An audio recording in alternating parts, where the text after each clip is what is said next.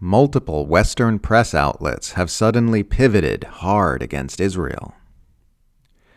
After a year and a half of genocidal atrocities, the editorial boards of numerous British press outlets have suddenly come out hard against Israel's genocidal onslaught in Gaza.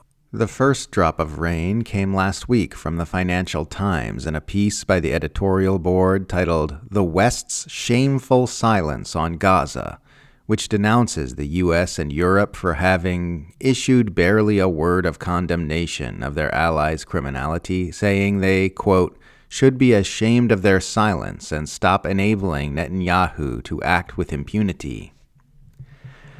Then came The Economist with a piece titled "The War in Gaza Must End," which argues that Trump should pressure the Netanyahu regime for a ceasefire, saying that, quote, the only people who benefit from continuing the war are Mr. Netanyahu, who keeps his coalition intact, and his far-right allies who dream of emptying Gaza and rebuilding Jewish settlements there.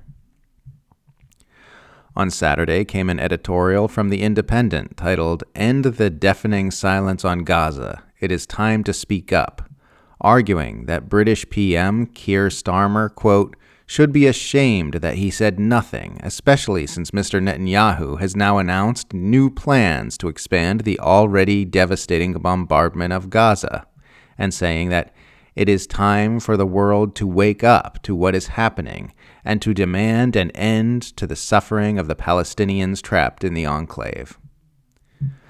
On Sunday, the Guardian editorial board joined in with a write-up titled "The Guardian View on Israel and Gaza. Trump can stop this horror.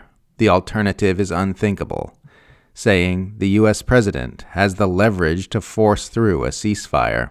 If he does not, he will implicitly signal approval of what looks like a plan of total destruction. The Guardian asks, what is this if not genocidal?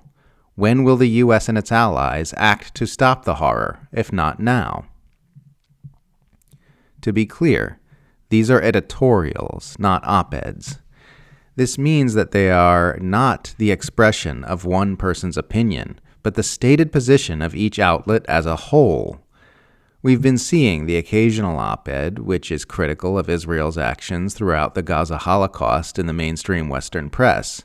But to see the actual outlets come out aggressively denouncing Israel and its Western backers all at once is a very new development. Some longtime Israel supporters have unexpectedly begun changing their tune as individuals as well. Conservative MP Mark Pritchard said at the House of Commons last week that he had supported Israel, quote, at all costs for decades, but said, quote, I got it wrong, and publicly withdrew that support over Israel's actions in Gaza.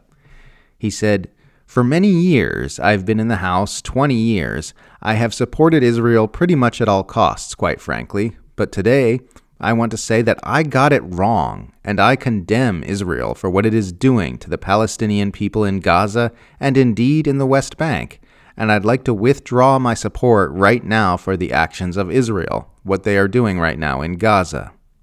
He added, I'm really concerned that this is a moment in history when people look back, where we've got it wrong as a country. Pro-Israel pundit Shael Ben Ephraim, who has been aggressively denouncing campus protesters and accusing Israel's critics of blood libel throughout the Gaza Holocaust, has now come out and publicly admitted that Israel is committing a genocide which must be opposed. He said, it took me a long time to get to this point, but it's time to face it. Israel is committing genocide in Gaza. Between the indiscriminate bombings of hospitals, starvation of the population, plans for ethnic cleansing, slaughter of aid workers and cover-ups, there is no escaping it. Israel is trying to eradicate the Palestinian people. We can't stop it unless we admit it. It is odd that it has taken all these people a year and a half to get to this point. I myself have a much lower tolerance for genocide and the mass murder of children. If you've been riding the genocide train for 19 months, It looks a bit weird to suddenly start screaming about how terrible it is and demanding to hit the brakes all of a sudden. These people have not suddenly evolved a conscience, they're just smelling what's in the wind. Once the consensus shifts past a certain point, there's naturally going to be a mad rush to avoid being among the last to stand against it, because you know you'll be wearing that mark for the rest of your life in public after history has had a clear look at what you did. This is, after all, coming at a time when the Trump administration is beginning to rub Netanyahu's fur the wrong way, recently prompting the Israeli Prime Minister to say, "I think we'll have to detox from U.S. security assistance." That's an actual quote. When Washington went over Tel Aviv's head and negotiated directly with Hamas to secure the release of an American hostage. The U.S. is reportedly leaving Israel out of more and more of its negotiations on international affairs in places like Yemen and Iran. Something is changing. So if you're still supporting Israel after all this time, my advice to you is to make the change while you still can. There's still time to be the first among scoundrels in the mad rat race to avoid being the last to start acting like you always opposed the Gaza Holocaust.